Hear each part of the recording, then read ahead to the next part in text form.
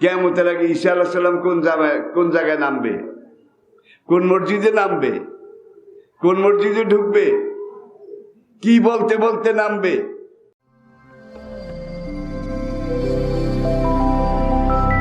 A to Z Bangla, follow the rules of Islam.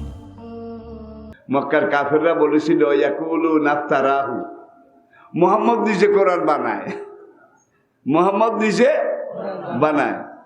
আল্লাহ কাছে তোরা বানা।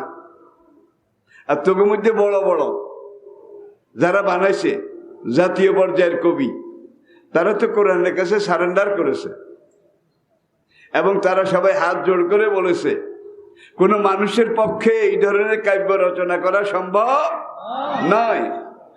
সব কবি আত্মসমর্পণ করে কোরআনের কাছে হাত জোড় করে বলেছিল লাইসা হাযা মিন কালামিল বাশার, কোনো মানুষের পক্ষে এই ধরনের কবিতা রচনা কোনোদিন সম্ভব নয়। আমাদের ছোটকালে আমিও দেখেছি, এই যে মসজিদ বাড়ি, এখানে কবি গান হইতো, কবি গান। একজন আছে সৈয়দ নজির কবি, আরেকজন আসলে আমার আব্বার বড় ভাই করিয়া বেজাল, কি করিম বক্স, এরকম কয়েকজন আছিল। তারা একত্রই কবিতার ভাষায়, আমার মনে আছে ওমন সুজনা মান্দার ফুলে মধু মিলে না, আগে বানানো কিন্তু এখানে বসে রেডিমেড রেডিমেড, আগে প্রস্তুতিও ছিল না, বানায়ও নাই। ওমন সুজনা মান্দার ফুলে মধু মিলে না,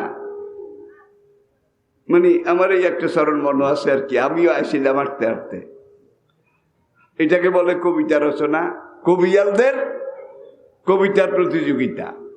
আরো এইটা হইতো। এখন তো আমাদের সব কিছু মোবাইলের ভিতরে হাঁদাইছে, কি সব চিন্তা চেতনা ধ্যান ধারণা সব জেহেন সব স্পিরিট সব যোগ্যতা মোবাইলের ভিতরে ঢুকে গেছে। আগে সিনেমা দেখতে হইলে টাকা জোগাড় করা লাগতো, গাড়িতে করে শহরে যাওয়া লাগতো, সিনেমা হলের সামনে লাইন দিয়ে টিকিট কিনা লাগতো নাকি, তারপরে সিনেমা হলে ঢুকে সিনেমা দেখা লাগতো, আবার গাড়ি ভাড়া দিয়ে বাড়িতে আসা লাগতো। এখন সিনেমা হল সবার পকেটের মধ্যে আসে না নাই, জোরে বলেন। আর এইভাবে টিকিট করে যাইতেন, শহরে গিয়ে একটা বিষয়ের উপরে সিনেমা দেখতেন, সুজনবাদিয়ার ঘাট অথবা নকশিকাথার মাঠ, ঠিক নেই। এইভাবে টিকিট করে গিয়ে একটা ফিল্ম দেখতেন, কি পাইনি কি পাইনি। এখন কিন্তু এইটার ভিতরে কত হাজার কত লাখ ছবি আছে, কত লাখ সিনেমা আছে, ঠিক কিনা বলেন। আবার এটার ভিতরে ওয়াজও আছে, গুগল আছে, গুগল, উইকিপিডিয়া আছে, ইনসাইক্লোপিডিয়া ব্রিটানিকা আছে এই মোবাইলের ভিতরে। জারুয়ারা হেগিন চায় না, চায় কোনানো না আছে, কোনানো হ্যাঁ হ্যাঁ হ্যাঁ হ্যাঁ,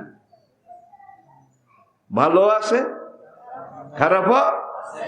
আমি তো তাফসিরের কোনো ব্যাপার, কোরআন হাদিসের কোনো ব্যাপার, ইতিহাস যখন মিলাতে পারি না, কোনো তাফসিরও খুঁজে পাই না, তখন গুগল সার্চ করি, গুগল সার্চ করি। গুগল সার্চ করার পরে দেখি যে গুগলের মধ্যে এটা কিরে যুবক ভাইরা, আচ্ছা এখানে একটা বাদ দে, এটা কই না, একটু কমাই দে, কমাই দিয়ে একটু গুগলের মধ্যে ঢুক। কিয়ামতের আগে ঈসা আলাইহিস সালাম কোন জায়গায় নামবে, কোন মসজিদে নামবে, কোন মসজিদে ঢুকবে, কি বলতে বলতে নামবে। এরপরে ঈসা আলাইহিস সালাম দাজ্জালকে কোনখানে হত্যা করবে, হত্যা করার সময় ইয়াকুলু আল্লাহু আকবার, যেই জায়গায় দাজ্জালকে হত্যা করবে বেবাবে লুদ্দিন, বুখারীর হাদিসে নবী বলছেন লুদ শহরের গেইটে, বেবাবে লুদ্দিন, লুদ শহরের গেইটে ঈসা ইবনে মরিয়ম দাজ্জালকে হত্যা করবেন। ইয়াকুলু আল্লাহু আকবার। 1444 বছর আগে নবী যেদিন এই হাদিসটা বলেছিলেন সেদিন লুত শহর ছিল না।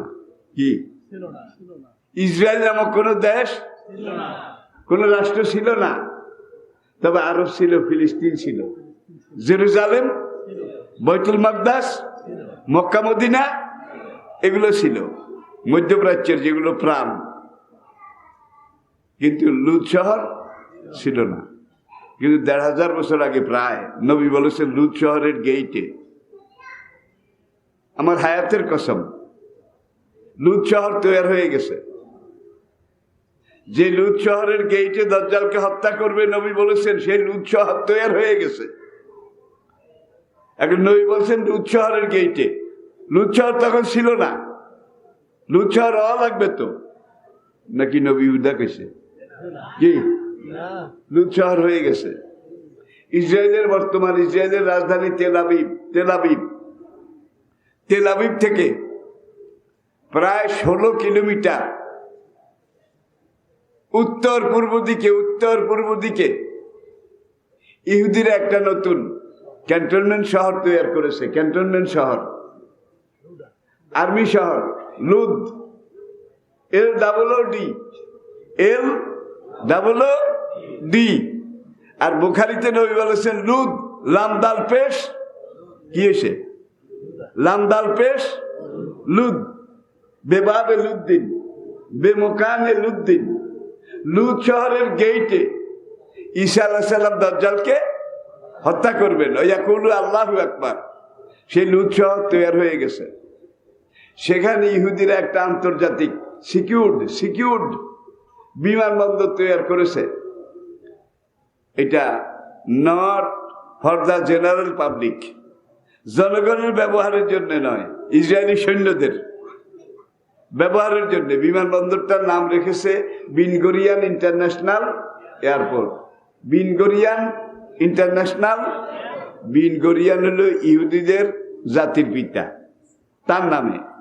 আর আপনি ফিলিস্তিন, গাজা এই দিক থেকে যখন ইসরায়েলের সীমানার দিকে যাবেন, ইসরায়েলের সীমানার দিকে এগোবেন, তখন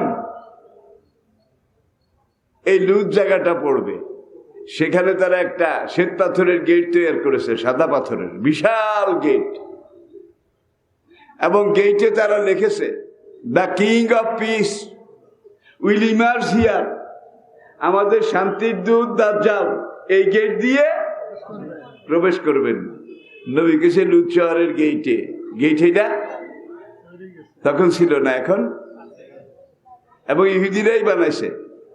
আর এই দাজ্জাল ইহুদিদের নেতৃত্ব করবে। ইহুদিরা বলে যে দাজ্জাল পৃথিবীতে এসে ইহুদিদেরকে পুরা দুনিয়ার বাদশাহী এনে দেবে। এটা হলো ইহুদিদের বিশ্বাস। এই জন্য বর্তমান দুনিয়ার দিকে তাকান। আমেরিকার রাজনীতি ইহুদিদের হাতে, আমেরিকার অর্থনীতি ইহুদিদের কবজায়, আমেরিকার সামরিক অস্ত্র বাহিনী ইহুদিদের কবজায়। আমেরিকার পরে রাশিয়া, চায়না, ফ্রান্স, জার্মানি, দুনিয়ার বড় বড় যতগুলা দেশ আছে সবগুলার অর্থনীতি, সমরনীতি, যুদ্ধনীতি, ব্যবসা নীতি সব ইহুদিদের দখলে।